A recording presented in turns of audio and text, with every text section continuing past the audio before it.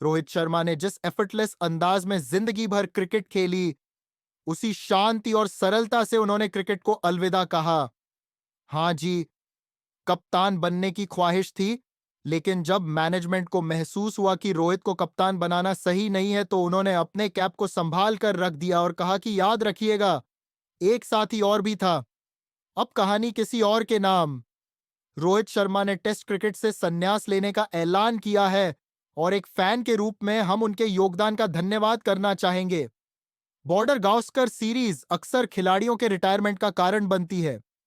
Australia में जो कुछ हुआ, उसके बाद सवाल उठे कि अब आगे क्या होगा, और रोहित की बढ़ती उम्र को लेकर भी चर्चा थी।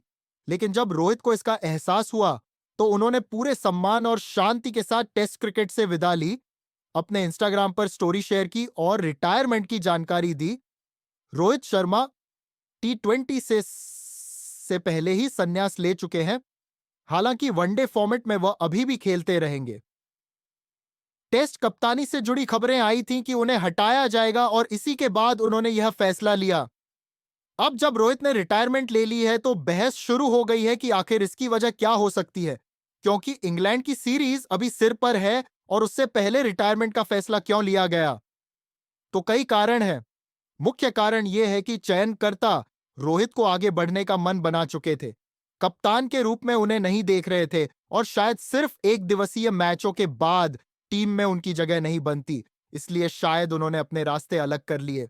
बीते कुछ वर्षों में रोहित भारत के बेहतरीन टेस्ट ओपनर रहे हैं। शुरुआत में उनके प्रदर्शन में उतार चढ़ाव था, लेकिन करियर के दूसरे भाग में उन्होंने अच्छा प्रदर्शन किया। न्यूजीलैंड और ऑस्ट्रेलिया दौरे को छोड़ दे तो पिछले 3-4 सालों में रोहित टीम के सबसे सफल खिलाड़ियों में से एक रहे हैं। धोनी की तरह ही रोहित का भी अंतिम टेस्ट मैच वानखेड़े में खेला गया था और विदेशी मैच मेलबर्न में। यह सीरीज खिलाड़ियों को बहुत खा जाती है। सौरव गांगुली, राहुल द्रविड़, वीवीएस लक्ष्मण, अनिल कुंबले जैसे दिग्गज भी बॉर्डर गावस्कर सीरीज के बाद रिटायर हुए हैं। धोनी भी इसमें शामिल है। रोहित का रिकॉर्ड है 67 टेस्ट मैच, 4,301 रन, औसत 40, 12 शतक, 18 अर्धशतक, 88 चौके और 473 छक्के। रिटायरमेंट की वजहें कई हैं, जिनमें गौतम गंभीर के साथ हुई विवाद की बात भी आ रही है। बॉर्डर गावस्कर ट्रॉफी के दौरान ऑस्ट्रेलिया दौरे में टीम में विवाद हुआ था। कहा गया कि उस समय बहुत कुछ हुआ, खासकर सिडनी टेस्ट में रोहित का प्लेइंग 11 से बाहर होना इस विवाद को हवा देने वाला था। दूसरी वजह थी रोहित की प्रदर्शन की गिरावट, खासकर टेस्ट क्रिकेट में, जहां वह लगातार अच्छा प्रदर्शन नहीं कर पा रहे थे। साथ ही उम्र बढ़ना और 2027 के वर्ल्ड कप पर भी नजरें थीं। रोहित अभी 38 साल के हैं और अगर 2027 के वनडे वर्ल्ड कप में खेलना है तो फिटनेस पर ध्यान देना जरूरी है।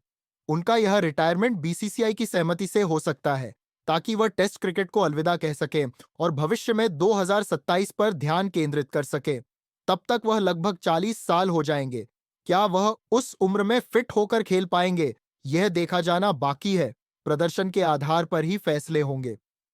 रोहित ने माइकल क्लार्क के साथ एक पॉडकास्ट में कहा था कि इंग्लैंड में बुमराह, शमी और सिराज जैसे गेंदबाजों की अगुवाई करने के लिए उत्साहित है।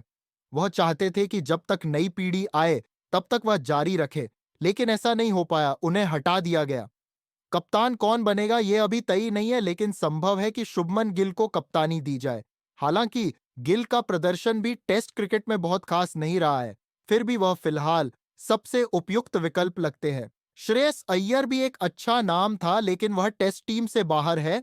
बाकी खिलाड़ी अभी स्थायी नहीं है। जसप्रीत बुमराह का भी मामला जटिल है, क्योंकि उनका वर्कलोड मैनेजमेंट जरूरी है। वह 5 टेस्ट नहीं खेल सकते, इसीलिए कप्तान बनना आसान नहीं है। संभव है कि उन्हें कप्तानी से दूर रखा जाए, पर अंत में उम्मीद है कि 2027 का वर्ल्ड कप रोहित शर्मा खेलेंगे। हम सब उन्हें खेलते देख मिस कर